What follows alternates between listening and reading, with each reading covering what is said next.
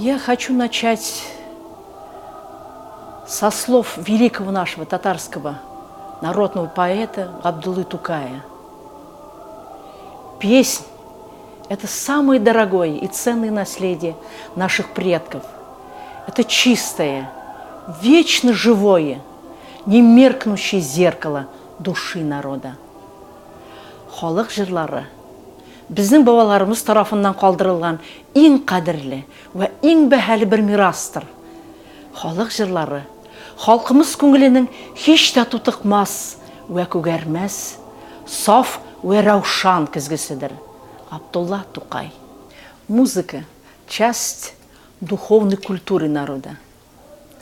Она связана с социально-экономическими отношениями, с его бытом, с его традициями. И также связь с историческими отношениями с другими народами. Татарская народная песня многожанровая. Мы можем отнести туда баиты, протяжные песни, сложно протяжные песни, такмаки, то есть частушки, также трудовые песни, игровые песни. У татарского народа самым популярным и самым интересным является именно протяжные песни и сложно протяжные песни. Протяжная песня по своей форме, она на длинных фразах, и там основные звуки как бы опеваются красотой, то, что мы называем мелизматикой. Она опевается вокруг основного звука разными красивыми звуками. Если лад пентатоничный, то есть состоящий из 5 звуков лад, это как раз относится к татарской народной песне, там вот все основные звуки опеваются вот с этими 5 звуками.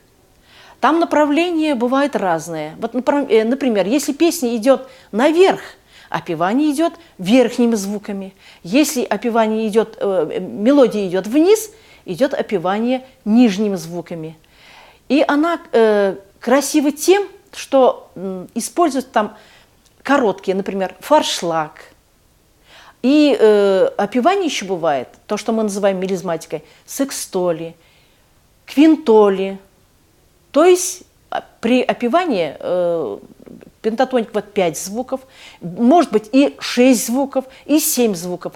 Этим-то и отличается вот татарская народная песня вот своей красотой именно этими напеваниями, то есть мелизматикой. А по форме в основном протяжные песни одночасные. И в основном там напор идет на текст.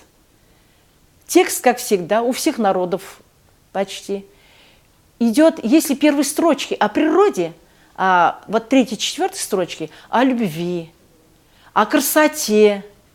Именно, например, глаза как зеркало, глаза как небо, поет он как кукушка, как соловей, брови как ясная луна. В общем, действительно, вот, вся красота природы как бы перемещается на лицо, на духовность, на отношение к природе, вот, к человеку. А сложно протяжные песни, они отличаются чуть-чуть от протяжных тем, что она состоит из 2 частей. Первая часть – протяжной песни, а вторая часть, она как бы припевом идет, короткой песни. Вот такие песни очень сложные, очень трудные для исполнения. И просто удивительно, что народ до сих пор сохранил, и кто-то его сочинил, это очень талантливые люди.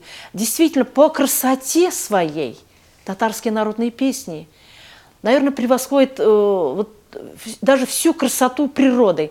Настолько она естественна, настолько она красива, настолько там содержание текста полностью вот как бы вложена вся душа, вся красота.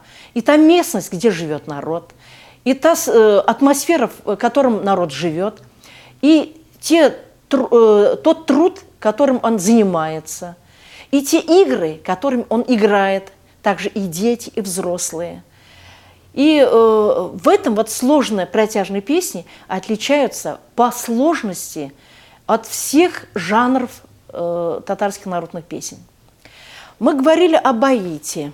Баит – это такой жанр, который состоит почти 3-4 звуков, но в основном там содержание о горе, о трагедии народа, о личной трагедии, также о войне. В общем, баит как бы переводится, это как бы вот это состояние человека вложено в текст и где-то в 3-4 звука вот этого жанра. Много баитов было изложено во время Великой Отечественной войны, во время Гражданской войны, также во время Финской войны, потому что очень много сохранились баиты у татарского народа.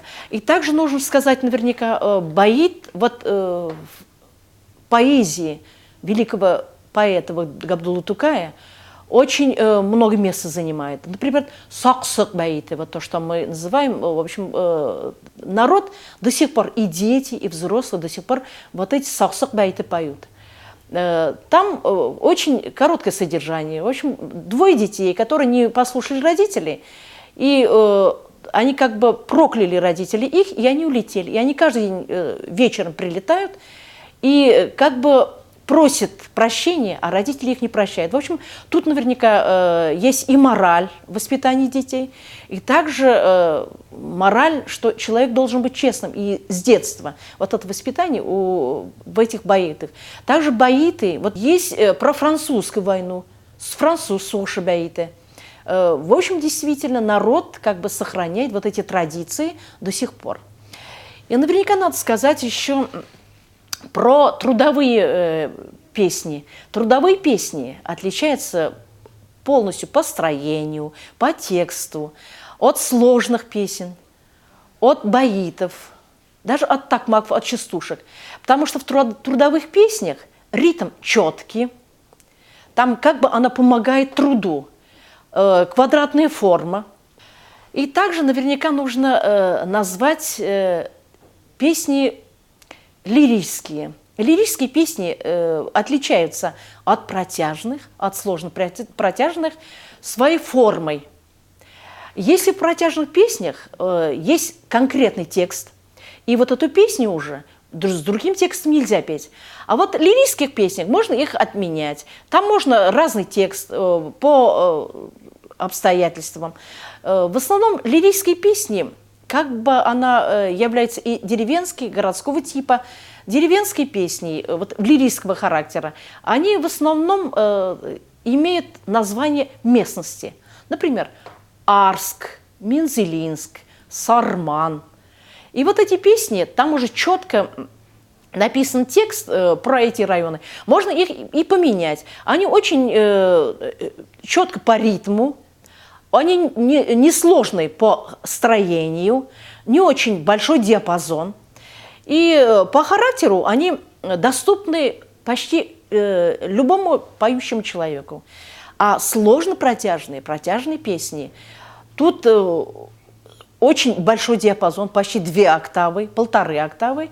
И поэтому они не очень доступны. Для этого нужно как бы привыкать, учиться нужно. Потому что просто удивляешься вот тому народу, тем людям, которые нам оставили вот эти очень сложные песни. Действительно, ведь очень высокая культура была и вокальная, и вообще очень высокая культура, потому что вот эти песни, я бы их даже сравнивала. Вот, например, я просто назову несколько произведений. «Салкын чишме», «Зубаржат», «Уел».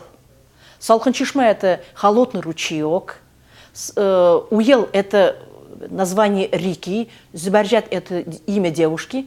В этих песнях очень сложная мелизматика, очень большой диапазон, 1,5-2 октавы. Их можно сравнивать маленькими ариями и ариозами оперных сцен, потому что по своему строению, по своему характеру, там разный припев, запев, разный характер. и содержание текста, потому что содержание текста не просто так, как речитативный, его нужно создать образ, их нужно передать, чтобы они дошли до публики.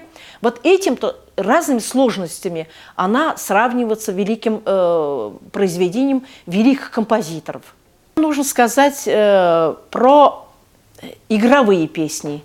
Игровые песни, они как бы появились в больших праздниках, например, Сабантуй, Жиен. Родители, когда уезжали в гости или куда-нибудь, молодежь собиралась вместе в каком-то доме, и вот тогда они пели разные песни, также вот и сложные песни, и также в основном игровые песни. Вот эти игровые песни были как бы основой, а эти вечера назывались «Аулак ида», на посиделках. И вот здесь молодежь знакомилась друг с другом по шариату, по обряду мусульманства и по религии. Они вместе не всегда могли собираться, девушки, парни. И поэтому как бы вот природа сама создала вот эти посиделки, и они там собирались и знакомились между собой. И вот здесь были разные игры. Буляк салып уйнау. То есть была такая игра, девушки, парни как бы вместе собирали руки, и вот как бы сюда клалась какая-то или перстень, или что-нибудь. И когда идет счет, и во время счета, когда вот называют, нужно выскочить, вот когда последнее уже слово сказано, и этот человек должен что-то сделать, или петь, или стих рассказывать, или танцевать. И таким образом как бы вот проявлялся его талант даже в этих вечерах. И также вот массовые игровые песни здесь как бы были началом также в будущем вот нашего основного профессиональной музыкальной комедии, наших драматических спектаклей, также наших опер. Потому что опера и музыкальные спектакли в основном у нас появились где-то в начале 20 века.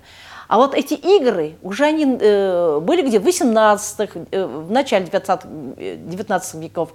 И вот эти игры как бы дали толчок именно профессиональному искусству. Песнь – это самое и дорогое, и ценное наследие наших предков.